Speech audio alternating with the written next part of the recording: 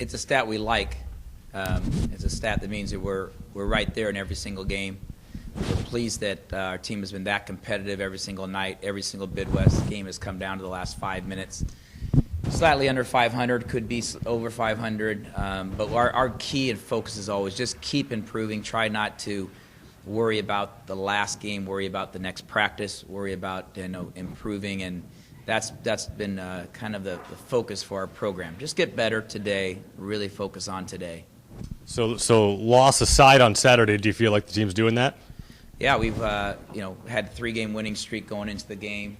Won 2 at home, went to Fullerton, played a good complete game, and really had some low energy in the first half at Riverside and came out in a great second half, went on a 12-0 run, and then ran out of some energy down the stretch. So we are pleased with what we have, and we have a huge opening weekend, or closing weekend, I guess, with Thursday night being a blackout night, which is all students wearing their black T-shirts, and hope encourage anybody coming to the game to wear black on a blackout. Teams will be wearing their black jerseys. And then Saturday night being senior night. And again, 2 nights that we should have great energy and great enthusiasm about wrapping up the home portion of the season. The last game going down to Santa Barbara, and then trying to get healthy and see where we're at when we get down to the Big West tournament. You mentioned the health. Where's David at, and how do you acclimate him back into the to the team after 4 games off? Or yeah, we have some additional information regarding David Nwaba. He has actually been cleared as far as the portion of his mono, but while he was getting tested through mono, we were identified some heart irregularities, and so we're going to be cautious with that. And David's seen some specialists. Actually, will be going to Stanford on Wednesday to just to make sure that there isn't any additional concerns with the heart. And so we'll just play that week to week and proceed with the right amount of caution until he's cleared for that issue. Is that something that he has a history with, or is that something that they identified through the mono? Yeah, it was something through his blood pressure and EKGs through the mono, where it identified some concerns in that area. So he's feeling really good and very encouraged, but we just want to do our due diligence and due process, and anybody that would know anything about that. That's just not an area that we ever mess around with, and you have some concerns with the heart.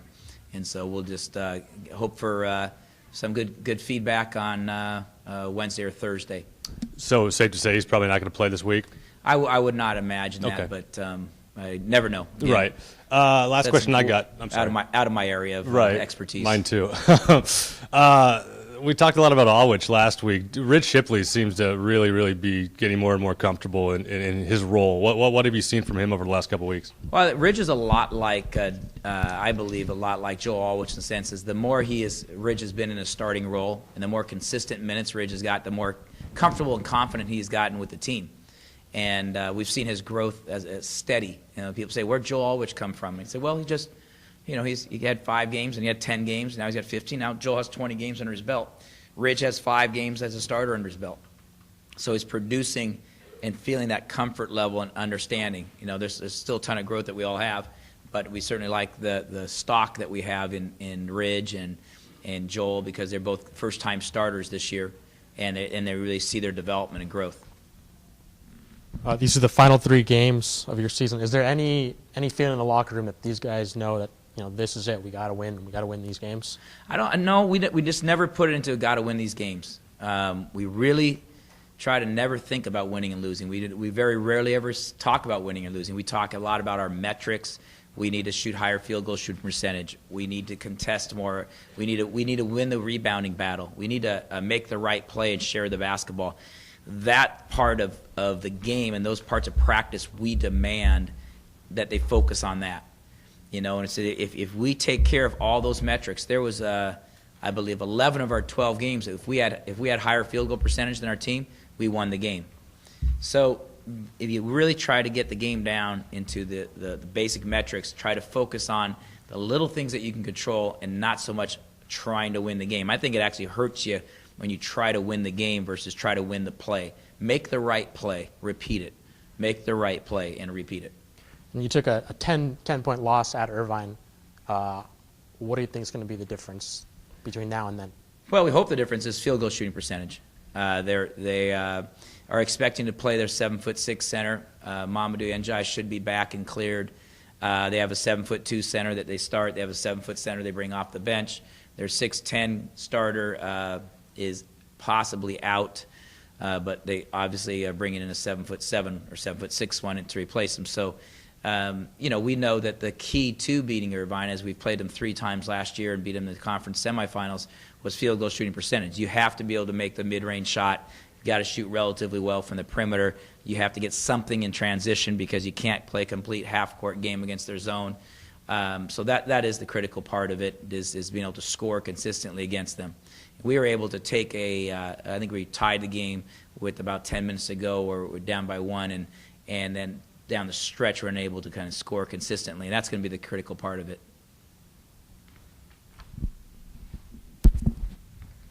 Are you doing any special drills to prepare for guys with, that are 7'6" and 7'2"? No, probably the biggest thing that we did, and we experienced it last year, was just having the opportunity to play against them. There's not a lot that you can do in practice, simulating being a broom out or anything like that. I think it's so much of it is staying confident in what we do. Is this, if it's the right shot from the right spot at the right time, you need to take it. And he's likely going to block a couple shots. I mean, no different than in almost any game. You just have a guy who covers that much more space, and whether he plays 10 minutes or 20 minutes, he will have an impact on the game. He was Defensive Player of the Year last year, and he's been limited with an injury this year, how many minutes he's played.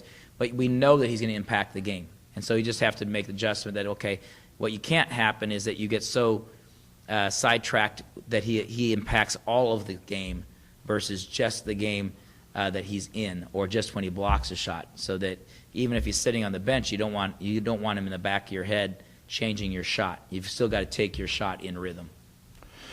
Davis 11-1 in conference, 21-4 overall, but you guys almost beat them up there. Yeah, they've done a great job of winning the close games. They've got 5 seniors. 3 of those 5 seniors are fifth year. I think 4 of the 5 seniors are fifth-year seniors. And so they've played great down the stretch. We feel like we're a team that's lost 3 or 4 that we maybe could have had a chance to grab, and I think that's experience level of some of our sophomores and juniors are getting that. I think we're getting that point that we're starting to close out some games. We had 3 games we closed out well coming into the last one. So I think that really shows you what that experience can do for a team. Whereas Davis had 3 or 4 guys redshirt last year, came back this year. The coach's son shooting the ball real well, Jim Less's son, shooting the ball very well. Hawkins, an MVP candidate. And so Richard is a fifth-year senior. So they have a veteran squad. And they play like it majority of the season. They've earned that first place game. Obviously, we lost in overtime. We had 3 shots to win in the regulation. Couldn't knock one of those down. But fortunately, that's only the first game. We got to play them Saturday night and senior night. And then, of course, who knows what happens in the Big West tournament based upon seeding. Who knows when we could see them again, if we see them again. Anything you're going to do different this time? Against Davis? Against Davis?